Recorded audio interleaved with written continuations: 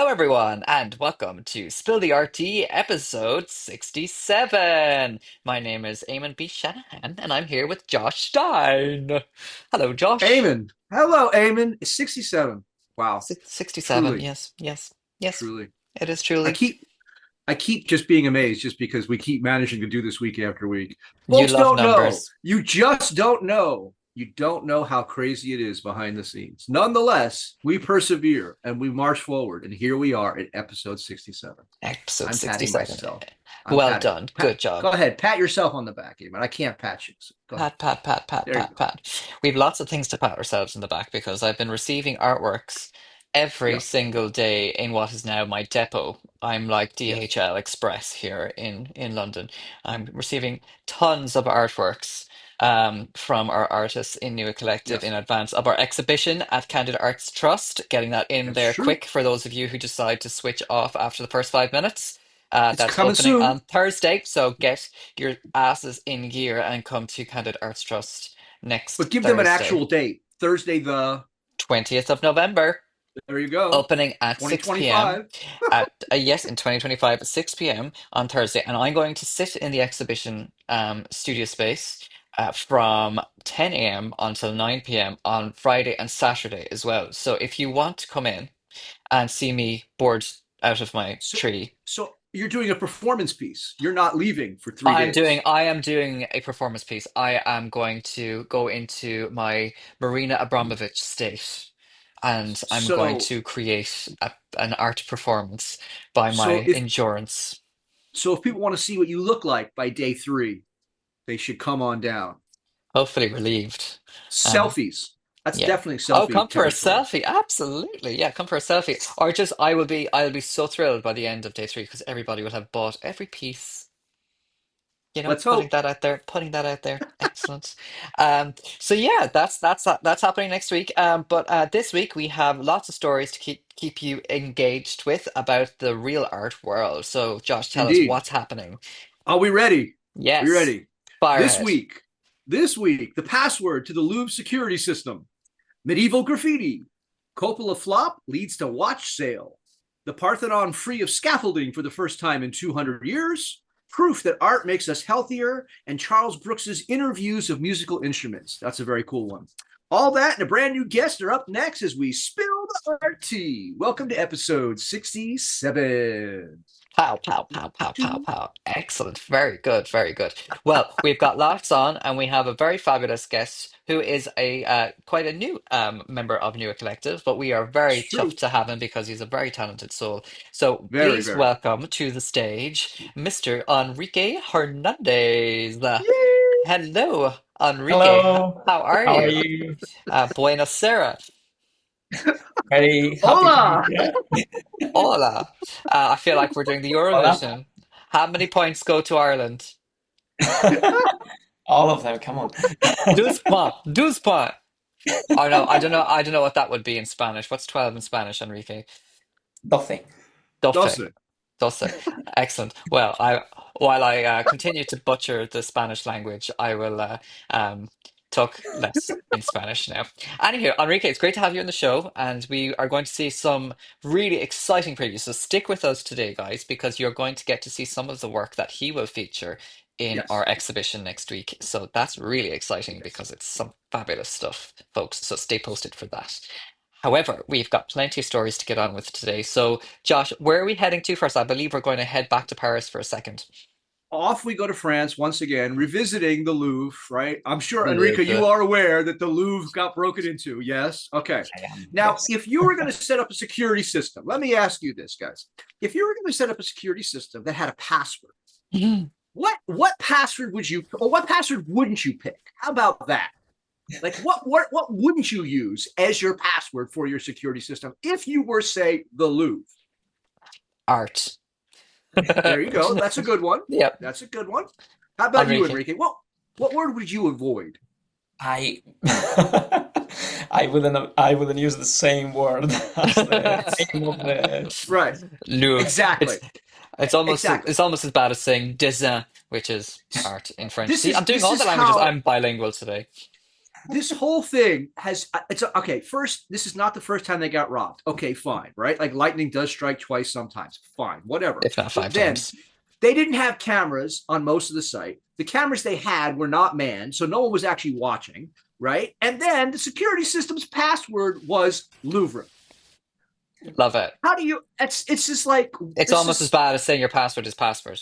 that's literally what this is, right? Yeah, Username, password. Come on in, go ahead. yeah, yeah. Like it's just such a joke. So honestly, though, here's the thing: the other part of this update is they are actually going to put money in, but in the coming months. So if anyone wants to rob the Louvre again, it's going to be months before they Yeah. have these new cameras installed You and just these new you, people hired. there's your window. There's your window. Use the button. Jump right in. Get your And they're jewels. publicly saying they're literally publicly saying this. We're moving forward to make this better, but it's going to be in the coming months. Which, given the bureaucracy of any administration, right, means you have a big window here, a big period of time for Ocean's A 15. You big go. window. We love windows. Windows are great, especially if you've got tall ladders that can reach them. Anywho, so that's our update on the Louvre. But Now, Enrique, what oh, was your hot take on the whole Louvre theft thing? I'm wondering what the next password is gonna be.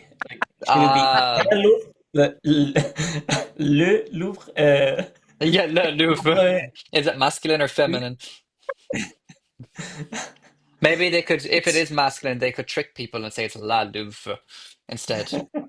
And It's put. just Yeah, it's it's just so tough. pathetic. It's It's tough. just I just can't. It's tough. I think we've given them enough time All now. right. Come on, swiftly move on. Goodbye. Bye Goodbye, bye, France. Louvre. From France, we go to medieval England. Well, actually, I guess any church today that was built during medieval England times, you can go and find what looked to be, guess what? Graffiti. That was the cool Uh, thing about this. I thought that was the article. Like wherever you go, people have been carving into the sides of churches for like 1,000 years, all throughout the UK. when was this graffiti specifically done? This one, I don't know about that in because particular. I don't. this one looks like it's very modern, and it looks like that's like a modern cartoon, almost So phallic, but yes. that one's from Suffolk. That's a late medieval demon from the east face of the chancel arch at St. Mary's Church, Troston, Okay. Suffolk. So, but late medieval means 1400s at Is it a best. clown? Is it the devil? What's the pointy But ears? Is it like one of those what's they called, leprechauns or something, perhaps? we've been drawing dragons on both the east and west of the world, if you will, whatever your orientation is, for thousands of years. So I wouldn't be surprised that like a dragon-like creature with like a star shows up. Like Sure. that's like a That very doesn't that common. that that doesn't look like a dragon. Well, what does it look like? It looks like something from Cartoon Network. No, it's like a Does like a dragon with its mouth open and a long tongue. I don't know if it's a okay. dragon or not. Okay, here's some more anyway. These are a little less exciting in my view, but they're just like little So circles these were and called witches' circles, right? It's like oh. it's drawn as various kinds of symbols and symbiology and thing. Mm. And it's thought as kind of anti-church. Ah, okay. I love the bottom middle. The one with all the I, circles and the ones that are going outside it. I kind of like, you can see that one. I love that one. what you Or think, the one Enrique? above it. You ever defaced a church? Oh dear. I haven't done it, but I find it very interesting, especially if these were actually found in the church and Oh yeah, they were against oh it. yeah, But I yeah. find it very interesting in the end, like if you think of art or paintings found like in like caves, for example, from a Mm. long time Yeah. ago. In a way, you could think of it as something like this, right? So I find it very interesting how humans have been doing these drawings or different kinds of art in different Mm. situations. Yeah. And to me, the funny thing about connection to the cave art is they think that a lot of that's actually was done by juveniles, right? And so Not Banksy. teenagers, teenagers have always been trying to find a place where the adults are not and doing shit. I don't know if this stuff was done by teenagers, but I know that what they said is a lot of this was done as like basically people who are just random people deciding, hey, I want to carve something on the side of the church. So they did. So this one here is like, I'm trying to make out like that. Is that the year in the middle? There's this like a, is it say 1434 or something on the right? Yeah, Is that what, am I making that out yeah. correctly? But if Um, I recall, that one is supposed to be from like the 17th century, maybe uh, 1608 something. I think that was older. Hang on, let me see, because it was the article had like a whole bunch of these. That's from Norwich Cathedral in Norfolk, 17th century memorial inscriptions. So uh, that's when people died, I'm guessing. uh, and that's chiseled in, so that's not Yeah. even like a marking. That's very much a like a Well, that's kind of carving. like a that's like a Kilroy was here. You know, we went to the church once. When? Well, when we buried my brother. How do you know? Because I marked it on the outside of the church. It's like when you put it on a tree. Amo was ear. That's But I guess always. it's quite like when you do it nowadays with a pen, for example, it's a You go different to way. jail. You get But fined on the spot. It's a and hate crime. You go to jail. yeah, it's way different to clean that up as to clean something like this. Mm, This is very much a more permanent form of graffiti. Yes. yeah. I'm also imagining the person who did it, I don't know, like jumping the fence or something, and just like the equivalent of jumping the fence at the time, and just, being there little by little, marking it for a certain amount of time. I don't know if they had much in the way of fences back in the Middle Ages. It was more like hedgerows and shit in the UK, from what I recall. Yeah. I mean, Yeah. I wasn't there. I don't know, but I wasn't there either because, you know, I'm not that old. Anywho, moving swiftly, that was interesting. Good job. Good job, graffiti. Excellent. Make it medieval. Right. So, where are we off to next? so okay. Have either of you seen Francis Ford Coppola's last film No, that he put like 110 million of his own dollars into? he's mad. So that's why he has all of his watches up for sale, because nobody went to see the film. And so, as you might imagine, a lot of money was lost in said filmic adventure. Now, to his credit, Coppola says, look, I make films that are sort of supposed to be like timeless and for the ages. And so the financial return doesn't bother me. I've had things that bombed at the box office before, and now people look at them as classics. So, as he would say in Italian, bafangul, which means Mm. go fuck yourself, Oh right? dear. But the reality is he needs cash, right? Unfortunately, his wife passed away a few years ago. Ellie Coppola, she had done the documentary that went with Hearts of Darkness, is what it was called. This fantastic documentary. But the point is, he is by himself. I think he has a younger compatriot now, but companion. But he's running out of cash. So what do you Okay. do if you're a white guy who's invested properly in the past? Of course, you put your money into watches. And so, would Mm. you like to own?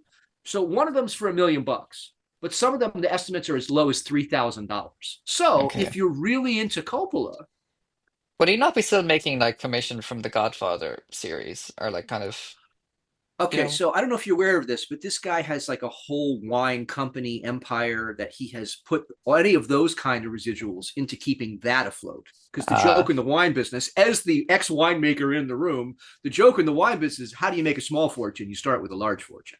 Wine does nothing but take money and just wash it away. It goes and mm, goes and goes. So Coppola like, backstops that exactly with residuals from previous works, and then mm. goes and takes all his money. He sold his stock and everything in that company to make this film that then lost like $100 million. Okay. Well, here's a cool sketch of that watch because I thought that was fun. You know, this was in the article. I Yeah. was more interested in this because I thought this is, oh, look, that's really cool. And then it kind of So it connects to this beautiful watch that's in the yeah, background there. this is apparently a unique one of one. It's based on some sketch or something, and so like if you're into watches, this is a big thing. I personally have never owned more than a $5 watch in my entire life because it's a watch. I don't really care. Mm. How about you, Enrique? Are you a big watch guy?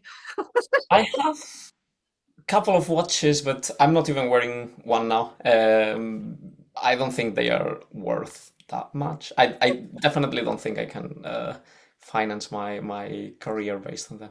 But if someone wanted to commission you to do a drawing that would end up as part of a watch, you'd take that, right? I mean, I it depends on the project, I guess, but I'm wondering what it would be. I kind of like the idea of the hand. Um, I Yeah, I don't think want it's to cool. the cliche of having a finger that like points Oh, at the the clock, or something kind like of that. Yeah. going around. Oh, that'd be cool. Yeah. The thing is that many of these high ends, this is like on the low end of ostentatious, of like the high end watch market, particularly for men, which are just these huge, giant, like transformer size, just encrusted, just they're insane. Like the whole point is like I have a very big thing on my wrist because I have nothing in my pants. Like that's the whole point, right? Like it ain't me. It ain't Oh dear. me. Okay. Okay. Okay. All right. Okay. Exciting. Guys that drive giant cars, it's because something's missing, right? In the It's Mr. not always Torpedo about. zone. It's not always about the Oh, it overcompensation. is. Oh, it is. It's Sometimes a car is just a cigar, but everything else is not. sometimes they have it all too. But anyway, that's Really. another story for another Really. day. If you have it all, you would then need to wear this 10-pound encrusted thing on your wrist to let the world know. I mean, You're if it's so cool, confident in yourself that you need to have that extra zip in your riz, huh? why not? I've got plenty of zip in my Okay. wrist. Anywho, anywho, well, let's hope that he can find some more watches to sell to make some more movies because the Godfather movies were great. Moving swiftly along, and we are now going Moving to the to Greece. Parthenon. You almost said it right. The Parthenon. The I did. I said it Parthenon. right. The Parthenon in Greece. Now, I don't have any Greek, so maybe you could teach me some Greek today. So you all know, I'm sure, that the Parthenon has been crumbling for a long time, right? Mm, And so it's been a very long time, apparently 200 years, since there was not scaffolding holding up the Parthenon. But now, if you go to Greece, you can see. Ready for the reveal? Ready? This is the yes, before. I've got the reveal. Da-da-da-da-da! And there's Oh, the after. You can oh now see the my Parthenon. goodness. Huzzah. Um, I learned recently actually about the Parthenon, Parthenon, about the building. That it's actually so it looks like it's perfectly symmetrical, but it's actually not. It's on a curve. The whole building is on a curve, so that because when you are so far behind and you're taking a picture, the camera of a lens is obviously round and beveled, so that it would because of the way you take the photograph, that is going to counteract that and straighten it out. I thought that was really interesting. Almost like they designed it with view in mind. Yeah, Right. Because isn't that cool? Yeah, optics is optics nothing are, new. yeah, Everyone thinks optics is the modern age thing. No, no, no, no, no. How do you think Rome maintained its image? By being able to have certain views for people to see, right? yeah, Like the whole point was to be seen a certain kind of way, and therefore the gods were on your side. yeah. Look, I'm not. This ain't my. I'm not. Enrique, have you seen the Parthenon? I have, yes, and I have pictures with the scaffolding. Ah, okay. You have to go back now so that you can take them without it. Yeah, so we can get some better before and after pictures then. But did you take a selfie or was it a picture of the Parthenon? I took both a picture of the Parthenon and a picture of myself, like someone took a picture uh, there. But it wasn't a selfie, right? Someone took a picture of you in front It of the wasn't a Parthenon. selfie, indeed. Yeah, that's true. So I now, find very interesting what you were mentioning about the curvature. I didn't know that. I Yeah, had I seen, found it very interesting too.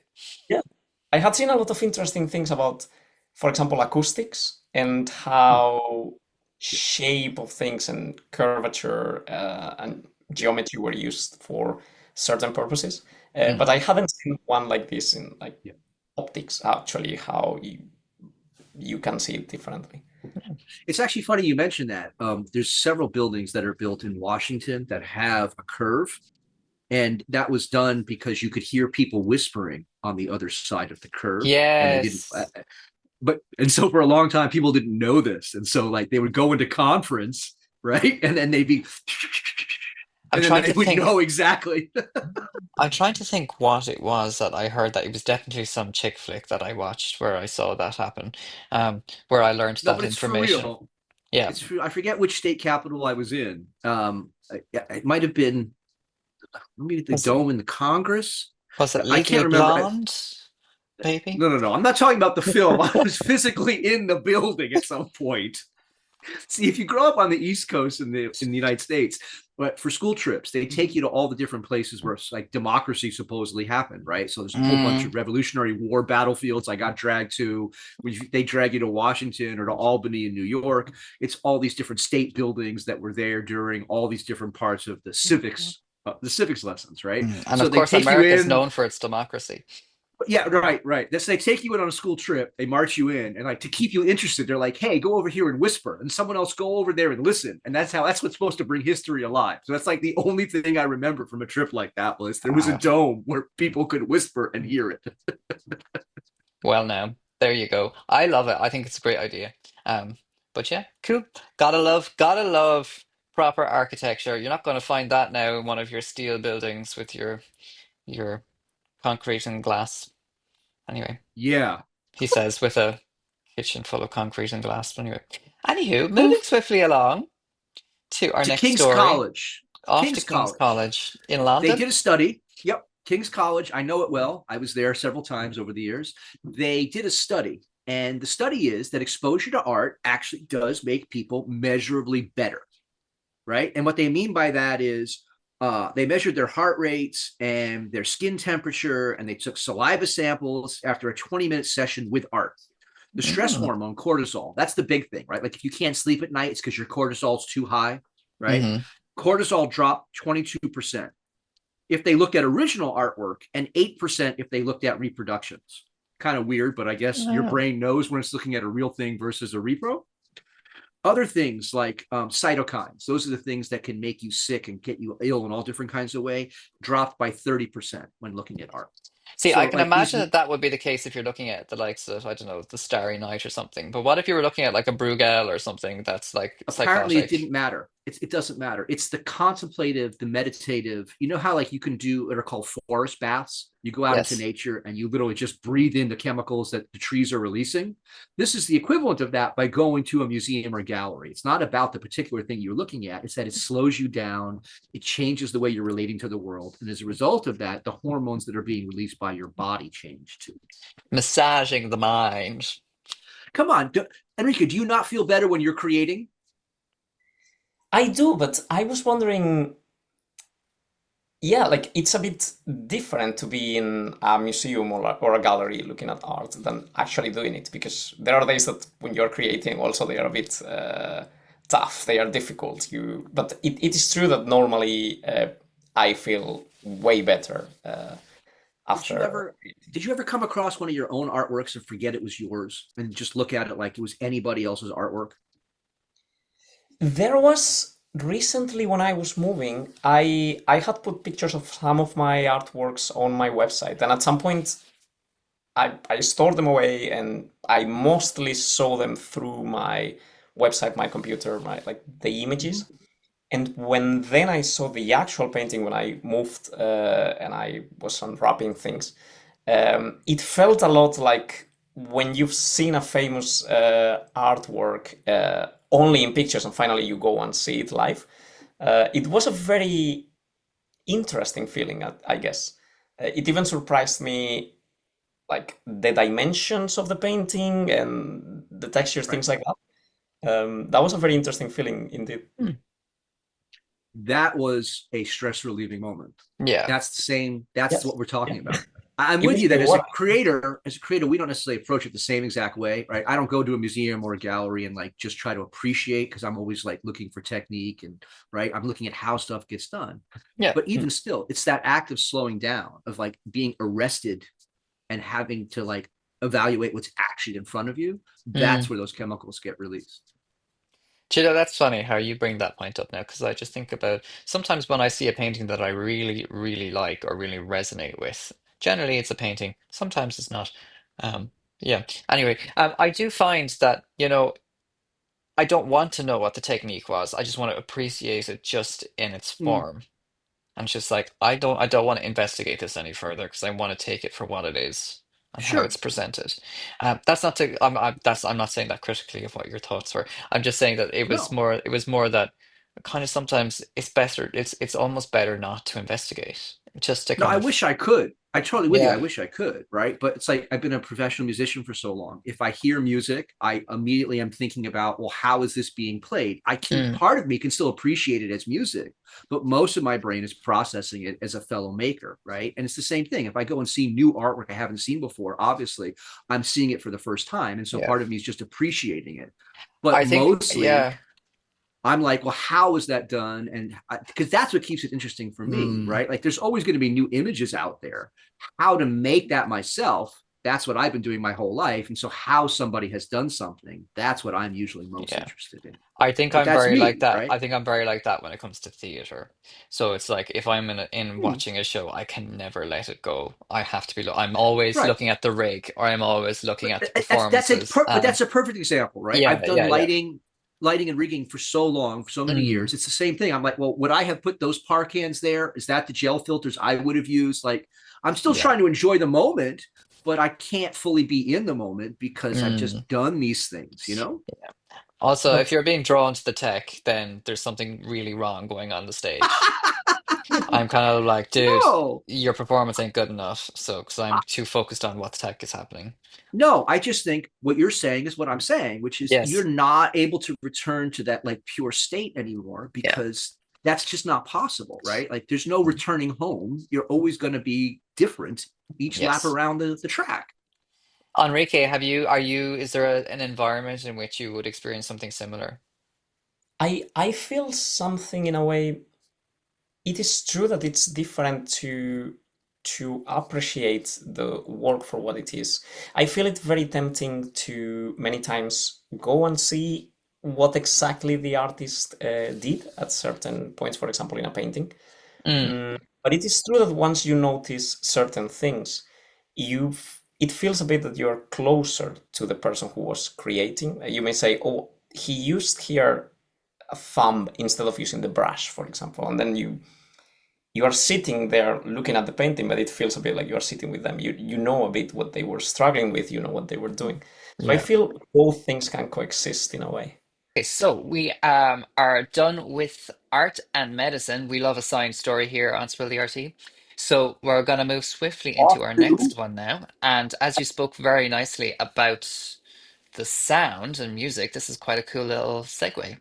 Yeah, so this is like something I just found on Instagram. I don't know this guy, I don't know anything about him, but basically he takes pictures of the inside of instruments.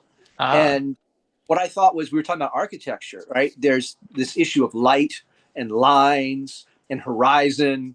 And just as an illustrator, I was like, holy cow, this is fantastic. oh, they're gorgeous. I love the light in them. So they're by this photographer called Charles Brooks, and the images are so stunning. Just the capture of light, they look like such beautiful spaces. Yeah. What do you think, Enrique?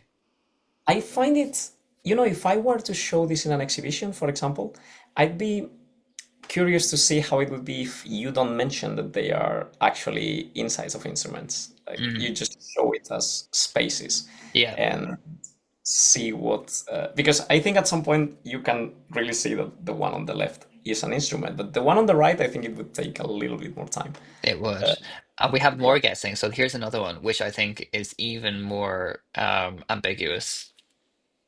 No, and I'm with you. I were to actually, if this were my work, right, I wouldn't do them life size. I would do them bigger than life. So you'd be looking at like a huge print on the wall, Yeah. of essentially as a micro view of something, right? And it would be very interesting without any kind of wall labeling to see what kind of reactions people would have for sure.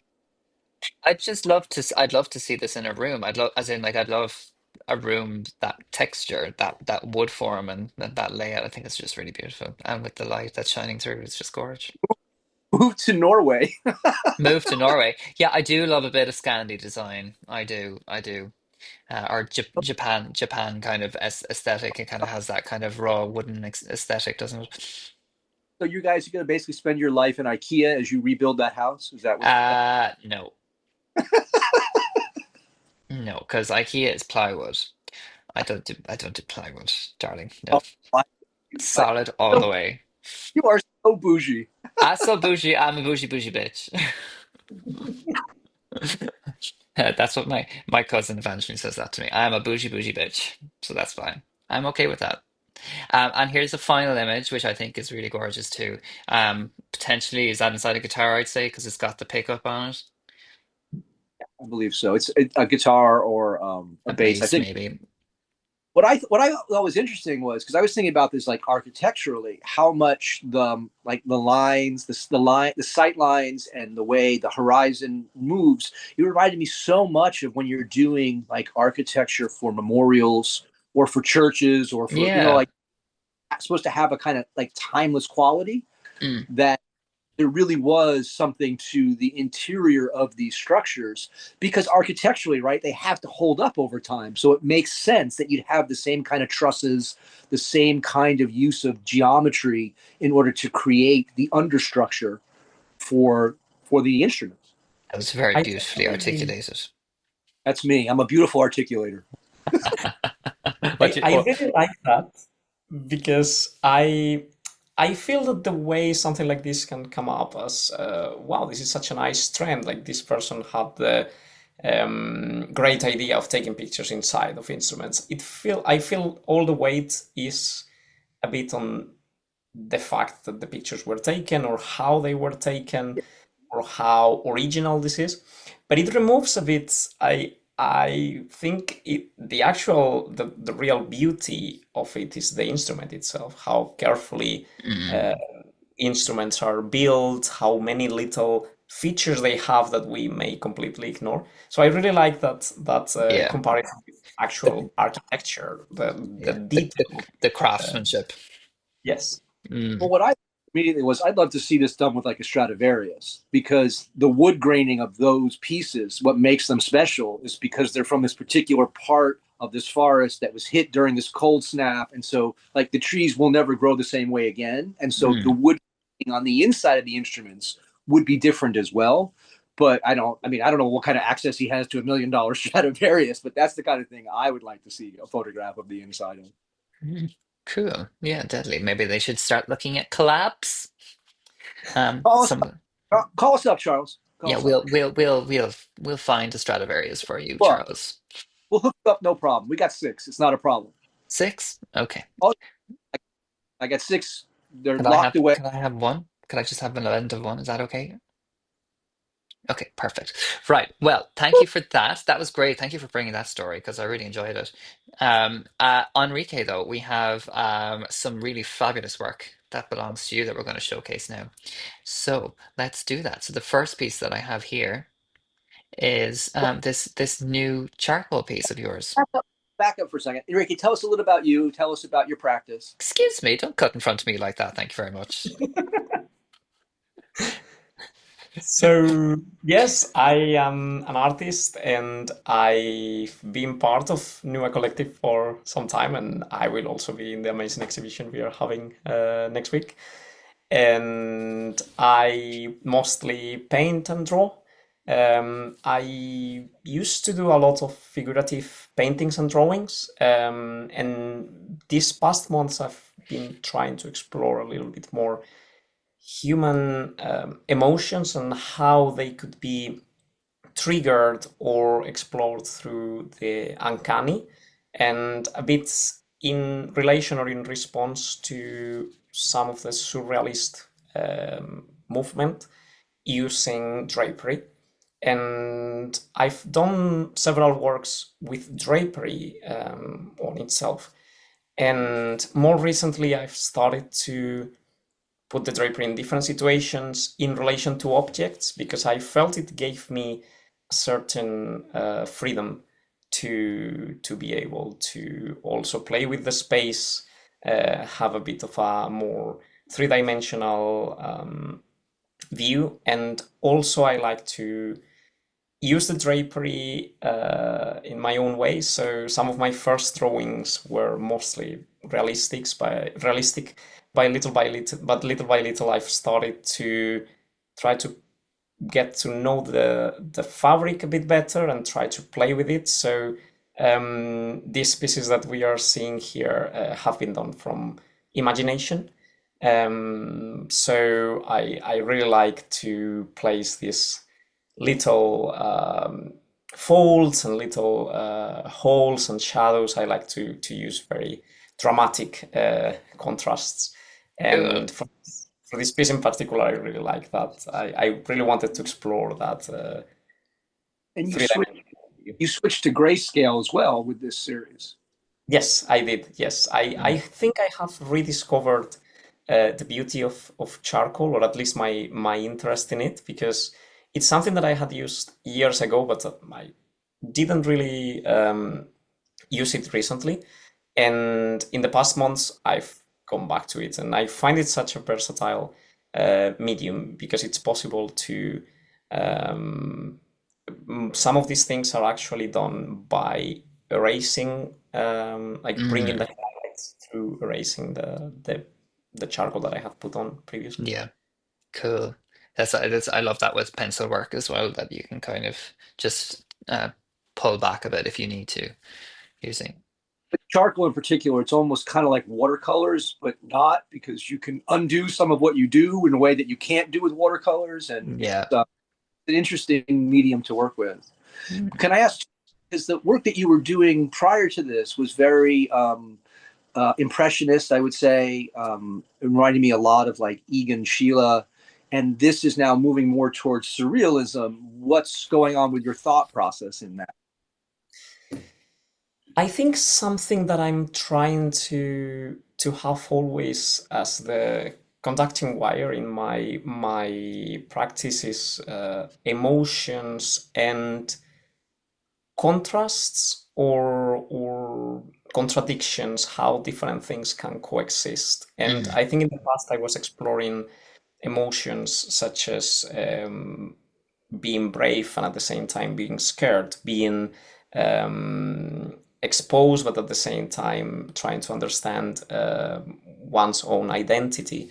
And I found having a very dramatic effect like this one. I think charcoal allows me to have these very big contrasts and try to bring a bit of that dramatism, yeah. which also, if not only describing an emotion as I was doing before, I think I'm trying to bring that emotion from the person that is looking at it in a way. Mm, interesting. No, that's really cool. I really like that. What's another? Yeah, we'll show you another one. Excellent. So this is a little bit, it's like you've just inverted what you've just done here, because obviously the physical form or the big construction that you've created has now become the material, which I really like. Yes, I think what I was thinking at some point was how far can I push the boundaries? Mm, Um, and I started with modifying the drapery itself, these little folds that I was mentioning, things that maybe wouldn't happen in reality, but they still looked realistic in a way. And then I thought, well, how far can I push what's possible and what is actually real or not? And I think I was trying to focus on like the actual truth, the actual reality can be what we are feeling when we look at it, mm, but that doesn't mean that everything has to look completely realistic in a way. Well, I just think it reminds me of, like, I've had these conversations for years about, well, in order to be an abstract painter, do you actually have to be a really good realist painter? And I would say, like, most of us start off with realism, doing illustration, whatever, precisely because at a certain point, you're trying to be so mimetically real that it starts to devolve, because that's what the actual reality is. It's not there, right? And so you paint yourself from like super detailed into stuff that just starts to become more and more amorphous in different kinds of ways. mm. Exactly. Yeah, like trying to find the abstraction. If I paint someone, uh, what is it that defines this person, or what is it that is left of this person if I actually remove this person? Mm, How can I somehow access that? Why would I capture the same thing that a photograph could capture, right? I'm trying to find if the medium does better. yeah. Yeah. Exactly. And but I think for me, what always ultimately it's this issue of like it can devolve to the point of complete abstraction, and then it's this issue of, well, what is the viewer going to get of this? If just look at color field, then, well, then you have taken yourself too far off the edge because it's already been done. Yeah. And balance, that's the tricky part. It's always finding balance, though, isn't it? Just to try and see. but also finding that little that key point in your own practice as to what it is that you want to say and how you want to say it and how you're going to present that. But it's quite cool. We have one more piece here, which is this which you've done this quite recently, haven't you? You've only finished this quite recently. Yes, I actually finished this one yesterday. Yes. Mm. And all But three London. Yes, yes. and Got that. talk to us All three about this. available. Sorry? I got that, folks. All three available. All three available. Indeed. Yes. Tell us This a little one, bit about this. I think I was going a little bit in the same direction of trying to push. I was initially planned it to be just the drapery falling as it was in the first one that we saw. Mm, Um, but when I was thinking about pushing the boundaries of what's real and what's possible, which is, I feel, a very surrealist thing to do, I thought about using the gravity, and it was very interesting because when I did some sketches about it, I realized that if you just move gravity the other direction, it just looks that the drawing is upside down. So I needed to have some sort of anchor that would show where the ground was, or as it turned out to be, which is an approach that I really liked. Uh, any extreme could be pointing towards the ground or none of them. mm. So it's that ambiguity, and I really worked on the texture as well. Your clocks would melt upwards, Yes. right? Yeah. Indeed. Sideways, Yes, yes. downwards. Yeah. Yeah. Perfect. Well, I mean, you have to have some sort of difference between other artists. Well, but what you're talking about is freeing the surrealist landscape from the effect of gravity, and Yes, that does push it in a very different direction. it does. In a very cool direction. I think like this is the start of something very different for you, which is quite cool. So I'm looking forward to seeing what else comes out of that mind of yours, because this is quite cool. I'm like you've really kind of nailed something here. Yes, I'm very happy with the direction my practice is going because I felt I had found something that I was interested in, I was exploring, Mm, but I really wanted to experiment a bit further and really go out of my comfort zone and try different things. And I think changing the medium really, really helped me for that. Yeah, And then new subjects just appear, working with drapery and little by little adding more elements. So it's something I'm really, really happy to actually have taken that step to go out of my comfort amazing. zone. Cool, cool. yeah. Well, we're looking forward to seeing more and of where this is going to go, which is going to be exciting. But you will be able to see all of these works at the Under the Same Sky exhibition next week. So please, folks, if you are in London, come and see them in real life, and see them to scale and see them up close and personal. And very excited. I am very excited to see those in real life. Um, and if you are not able to see them in real life, we'll do a nice little video tour of the exhibition that you can all see virtually through your computer or phone screens after the exhibition once it's closed, so that we don't ruin any surprises for anybody. So if you want to see it first, get on the plane. Anywho, that is that. So yeah, Enrique, are you looking forward to helping co-curate our exhibition next week? Definitely. And you were inviting people to go there early on Thursday to see you preparing it. I will be there as well. So, Excellent, excellent. No, well, they're not allowed in the door until 6 o'clock, Enrique. That's no, yeah, yes, the doors will be firmly closed until then. But they can see they can see the performance that will happen thereafter if they so please. They'll be at the glass. Yes, they'll be all staring at the glass. Well, if it is, now there's two gallery spaces in Candid, so we are yet to figure out which will work best for our particular exhibition. So stay posted to that because it's a surprise. So you could be looking in one window and it's actually in a different window. So um, we will be in either the downstairs space or the upstairs space, but both are very fabulous spaces and looking forward to responding to one or the other. Let's maybe focus on signage. Yeah, the signage will be there. Don't worry, don't worry. There will be signage. There will be signage. You won't be able to read it because they'll print it incorrectly, but that's fine. I'll get a marker and just put it on good old-fashioned A4 paper, and I'll just put it on the marker. Arrow this way, go here, see art. But just for some behind the scenes folks, the printer has been driving Eamon crazy now for what, 10 days? Easily. Yes. Printers have been driving me crazy since I started in the print game about 12 years ago. So yeah, it's a lifetime experience. I'm changing career once this exhibition is finished. Sure, Yeah. sure. Yeah. So I've been saying that for years also, but there you go. Such is the life that we lead. Anyhow, Enrique, thank you so Anywho. much for the best. Well Thank done. you. Way! Thank you, Enrique. We'll definitely have you back on again because now you have proven your worth. Yeah, very exciting. And thank you very much for joining us and sharing the tea, spilling it with us. And as always, folks, we will be right here next week once again, spilling the RT. Yeah, come and see your exhibition on the 20th. So this your next episode will come out at 7 p.m. In the middle of the showcase. So what an experience for you. You'll get double whammy of Nua Collectives that week. What an experience. What an experience. What an experience. So yeah, that's all we have time for, folks. But until next week, have fun, stay creative, and stay spilling some tea. We'll see you next week. Josh, say goodbye. I did say goodbye. If you didn't say it, you just did this. You have to say I goodbye. bye bye. Bye.